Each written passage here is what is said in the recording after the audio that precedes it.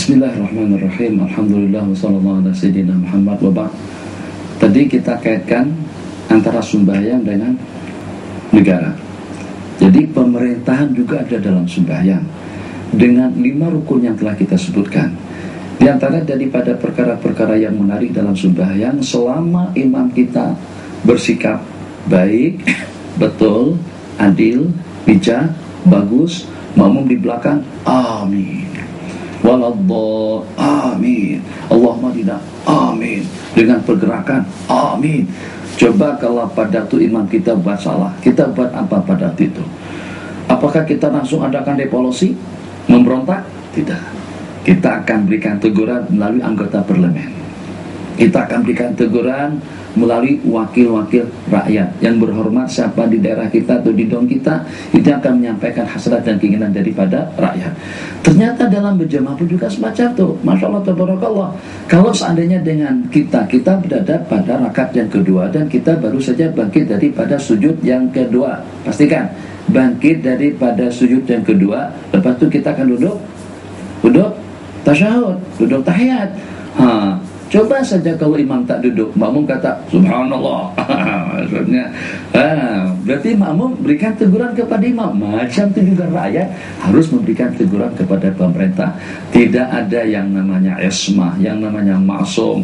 Jadi sebagaimana kita akan berikan teguran kepada imam, kalau pada saat imam tadi itu tak nak ditegur, ini baru rakaat atau rakaat dia cukup dah. Dia cukup 4 rakaat. Sembahyang dorong pada dari sejak kapan? 4 jadi pada 5. Imam tadi tuh naik ke rakaat yang kelima, makmum pakai semuanya subhanallah. Tetap juga imam tadi tuh berkeras kepala, tak nak ikut makmum yang memberikan teguran. Maka dengan kita, itulah kata jangan dikaitkan dengan politik. Pada masa imam tadi bangkit ke rakaat yang kelima, makmum kata subhanallah, tapi imam ternyata tak mau ikut, tak mau turut untuk tasyahud bersama makmum, maka pada saat itu makmum semuanya mufaraqah dengan imam. Biarkan awak nak naik di situ, kami kayu sendiri at-tahiyatul mubarakatuh salawatut thayyibat. Ini jangan dikaitkan, saya minta maaf, tak nak dikaitkan mubarakah politik apa segala macam. Oke, kita ada panggilan, silakan. Dari mana dan siapa? Assalamualaikum. Waalaikumsalam warahmatullahi wabarakatuh. Suara dari sini. Saya Aziz Muhammad dari Kajang. Tuan Guru, saya biasa dengar kalau Nabi kata kalau kita duduk dalam masjid, jika mengaji Quran, tiba-tiba ada orang solat, kita kena pelankan ada mengaji Quran kita. Tapi di sini di Malaysia ni, budaya kita selepas solat dia akan wirid. Tapi kadang-kadang dia wirid tu kuat, doa tu kuat. Kadang-kadang kepada saya dia mengganggu kepada orang yang masuk bangun semayang, katalah semayang maghrib. Orang tengah solat maghrib dia wirid kuat, dia doa kuat. Dia akan mengganggu pada orang yang solat. Maknanya wirid itu semua sunat, solat maghrib wajib. Jadi kita kaitkan apa yang berlaku bila Rasulullah kata kalau mengaji Quran pun bila orang nak solat kau kena pelankan nada suara. Tapi di Malaysia ni doa ni kuat, wirid ni kuat. Apa pandangan Tuan Guru? Terima kasih. Jadi pertanyaan yang ditanyakan tentang wirid yang kuat, yang mentaswis, yang mengganggu kepada orang yang sedang sembahyang atau juga kepada orang yang sedang berwirid bersama kita pada saat itu. Jadi yang pertama, hal-hal yang kita sepakati terlebih dahulu secara sepakati oleh ulama, sunat dengan kita berwirid atau mengamalkan wirid al-awrad al-ma'thurah, zikir-zikir yang wajib selepas sembahyang 5 waktu seperti tasbih, tahmid, takbir, seperti baca kursi, istighfar dan lain sebagainya. Tapi bagaimana kira-kira dengan keadaan yang berlaku di negara kita? Saya rasa bukan di Malaysia saja, di mana-mana, di Mesirnya kah, di sininya kah, di Indonesianya kah, hampir di mana-mana tempat, merata tempat kalau pada itu selepas sembahyang mereka berzikir nyaring. Ada yang pro, ada yang kontra, ada yang iya, ada yang tidak. Jadi kira-kira bagaimana? Memang tidak ada dalam urusan ibadah atau dalam keperluan hidup, dalam hal ehwal keseharian kita daripada yang lebih baik daripada al-wasatiyah, khairul umuri awsatuha. Jadi dengan kita tengok keadaan. Kalau pada saat tak ada yang masbuk dan tidak ada yang sembahyang sunat pada saat selepas salam, apa problemnya dengan kita berzikir beramai-ramai, zikir nyari?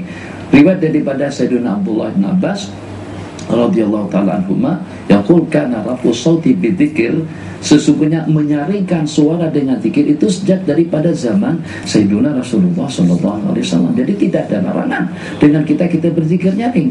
Tapi kalau zikir kita mengganggu sesiapa saja, jangankan mengganggu orang yang sembahyang, kalau mengganggu orang yang tidur sekalipun tetap hukumnya terlarang. Itu kalau sampai mengganggu. Tapi juga dalam waktu yang sama kita perhatikan dulu, Tuan Haji ini senantiasa masbuk. Jadi kita nak berzikir nyaring tak boleh. Kenapa? Karena ada orang sembahyang. Perhatikan, zuhur beliau juga yang masbuk, asar beliau juga yang masbuk, maghrib beliau juga yang masbuk. Akhirnya terpaksa dengan kita sulukan zikir kita untuk meraihkan Tuan Haji yang masbuk tadi itu. Anda rasa dalam keadaan semacam itu elok dengan kita berzikir nyaring untuk bagi pelajaran kepada Tuan Haji tadi itu, supaya besok jangan lagi masbuk dan datang tepat waktu melaksanakan sembahyang berjamaah daripada awal sampai akhir. Jadi sebelum kita masuk pada pertanyaan yang selanjutnya, ingin saya simpulkan, kalau seandainya ada yang baru sembahyang atau juga ada yang masbuk, eloklah dengan zikir kita perlahankan sedikit, tapi tidak berarti dengan kita sama sekali tidak berzikir atau sampai tidak kedengaran, sebab zikir yang dari itu juga mempunyai tujuan yang positif. Oke, silakan pemanggil yang berikutnya, silakan. Assalamualaikum. Waalaikumsalam warahmatullahi wabarakatuh. Ini saya nak bertanya sikit daripada Melaka. Nama saya Alias atau Alias bin Abdul Salam. Nak bertanyakan masalah sembahyang dengan maksiat dan Syekh. Sembahyang pun buat, maksiat pun buat. Sama-sama rajinlah. Buat maksiat tadi, buat sembahyang pun juga rajin. Tahajud tak pernah ketinggalan. Oke, silakan. Assalamualaikum warahmatullahi wabarakatuh. Waalaikumsalam warahmatullahi wabarakatuh. Memang alhamdulillah ya. Jadi untuk memberikan sedikit ta'liq atau komen kepada pertanyaan Tuan Haji tadi itu tentang seseorang yang rajin sembahyang tapi juga rajin buat maksiat. Ini bukan satu hal yang pelik. Pernah ada semacam itu di zaman Rasulullah SAW. Orang tadi itu sebenarnya oke, tapi mencuri juga rajin mencuri. Jadi akhirnya para sahabat yang mungkin barangkali pernah terganggu atau pernah kecurian atau seperti apa, maka melaporkan kepada baginda Nabi tentang kejadian yang berlaku. Nabi kita bersabda, satanhahu salatuhu yauman ma, yang pada suatu ketika nanti sembahyang itu akan mencegahnya daripada segala kemungkaran, daripada perbuatan keji. Dia begini lebih kurangnya, sembahyang itulah sebagai penyembuh, sembahyang itulah penghakis, sembahyang itu adalah rahmah, sembahyang itu adalah maghfirah, sembahyang itu adalah kebaikan. Takkan dengan kita pada itu dengan kita berobat dengan menggunakan obat 2, 3, 4 kali kita minum, terus dengan penyakit kita akan langsung hilang. Ada dengan sebagian daripada kita penyakitnya penyakitnya riya, penyakitnya ujub, penyakitnya takabur. Jadi daripada rangkaian sembahyang tadi itu ada di antara daripadanya yang terperuntukkan untuk mengatasi takabur, untuk mengatasi ego, untuk mengatasi riya, untuk mengatasi ujub, atau juga untuk mengadu dan membinanya agar menjadi insan yang mutawadhi, inkisar, sedih, senantiasa menangis dan berintih-intih di hadapan Allah Jalla wa'ala. Jadi dengan seseorang minta maaf dengan bahasanya, mungkin dulu pernah jadi kaki apa, mungkin kaki arak kah, kaki perempuan kah, kaki apakah, terus sembahyang dalam 2, 3, 4 hari, itu takkan mungkin sembahyang boleh menghakisnya daripada tabiat buruk semacam itu memerlukan waktu yang panjang sekali, seperti obat yang kita gunakan untuk kita mengobati penyakit yang menimpa kita. Tapi bagaimanapun, asalkan dengan sidqut tawajuh, sembahyangnya betul secara sunnah, tepat waktu dan secara berjamaah, insya Allah kalau sampai 17 kali meminta dan memohon kepada Allah dengan lantunan ihdinas siratal mustaqim, bimbinglah kami kepada jalan yang lurus, insya Allah Allah akan bimbing dia dan Allah akan tunjukkan kepada jalan yang lurus. Dijangankan terbabit kepada satu perkara maksiat dan kemungkaran, justru dia akan membenci. Jadi hatinya secara keseluruhan daripada atas sampai ke bawah memang memuntahkan semua jenis-jenis maksiat dan kemungkaran yang berlaku dalam kehidupannya sebelum itu. Jadi kita tidak putus asa. dan juga tidak memberi seseorang yang kalau tabiatnya seperti itu, tapi asalkan ada usaha untuk memperbaiki sembahyang. Jangan-jangan yang sembahyang tadi itu dunia tidak betul. Jangan-jangan dengan pergerakan rukun-merukunnya ternyata tidak sempurna. Jadi jangan sampai dengan kita menyalahkan sembahyang kalau pada saat dengan sembahyang kita masih belum mampu untuk membackup dan juga meperisai kita daripada segala kejanggalan. Ada satu pertanyaan lagi dari studio, silakan. Guru, adakah solat yang pernah ditinggalkan dahulu, iaitu sebelum bertaubat, perlu diqada semula atau memadai dengan solat taubat sahaja? Dan adakah haram mengerjakan solat sunat kalau belum selesai solat qada? Okey, bagus sekali pertanyaannya, sangat-sangat bagus sekali. Dan ini sangat-sangat kita perlukan. Tapi sebelum kita menjawab, Bang penanya kita, Bang Don, kena jawab dulu pertanyaan saya.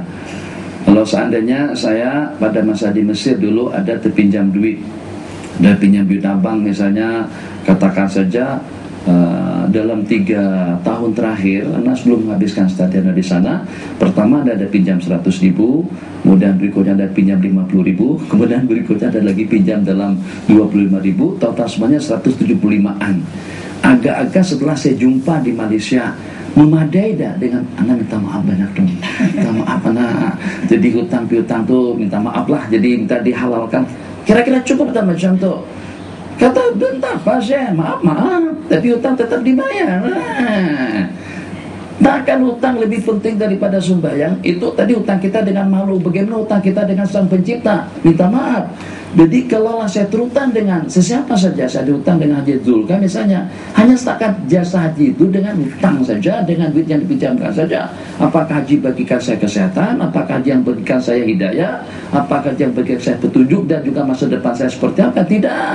Bagaimana dengan yang hanya berjasa dalam satu pinjaman yang dipinjamkan, ternyata tidak cukup kalau tertangguhkan pinjamannya, tidak cukup kalau hanya setakat minta maaf, harus dijelaskan, dibayar terlebih dahulu. Terserahlah nak dibayar dengan cara mana, cara berangsur-angsur kah, atau kita alihkan kereta kita ke rumah kita ke tanah kita kah, atau kalau kita punya anak perempuan banyak ya, selesai lah. Jadi Tuan Haji gimana kira-kira, walaupun itu tidak betul lah macam itu caranya. Anak yang jadi mangsa kawinkan untuk melunasi masalah hutang piutang. Jadi kalau dalam hubungan antara kita dengan sesama makhluk sudah seperti itu, bagaimana kira-kira kalau hutang kita dengan Allah Jalla wa'ala? Jadi di jumhur ulama mengatakan bahwasanya seseorang yang meninggalkan sejumlah berapa banyak pun daripada sembahyang fardu itu harus wajib ditunaikan dan juga wajib diqadha. Tidak memadai dengan tobat. Tobat itu hanya setakat, tobat itu hanya sekedar untuk minta ampun karena dia lengahkan. Yang sepatutnya dia sembahyang, ternyata dia di Bukit Jalil. Yang sepatutnya dia sembahyang, dia dengan Facebook. Yang sepatutnya dia sembahyang, dia bersolek dan berdandan. Sepatutnya dia sembahyang, dia ada tepi pantai. Itu dosa yang itu tuh terampuni dengan istighfar. Tapi untuk sembahyang wajibnya tetap wajib diqadha. Bahkan ulama Syafi'iyah secara khusus mengatakan tidak boleh menggunakan waktu untuk melaksanakan salat nawafil, sembahyang sunat selama kewajibannya masih ada. Kenapa? Sebab dengan bahasa rasionalnya, sembahyang sunat bandingannya dengan sembahyang fardu 1:70. Takkan dengan kita ambil yang satu, elakkan yang 70. Pilih yang mana satu? Tanpa dia pilih kan? Dikancel. Yang ini izura, ambil izura lah. Kancil second hand 5.000 aja, izura yang baru 70, ambilnya 70. Nah, macam itulah juga dengan perumpamaan sembahyang tadi itu. Kalau kita habiskan waktu kita untuk melaksanakan salat sunat, berarti kita hanya mendapatkan 70 daripada yang sunat, baru dapat menutupi 1 daripada yang wajib. Tapi kalau kita gunakan waktu kita untuk qadha, maka yang walaupun kita tidak berpeluang untuk melaksanakan ibadah sunat, sunat itu akan menjadi sunat hanya setakat untuk penyempurna saja. Apa yang nak disempurnakan, kalau yang nak disempurnakan tidak ada, sempurnakan yang wajib, baru penyempurna dan pelengkapnya dengan ibadah-ibadah sunat, khususnya dengan sembahyang. Hadza wabillahi taufik. Wa sallallahu ala sayyidina Muhammad wa ala alihi wa sahbihi wasallam wa ila liqa'in akhar insyaallah.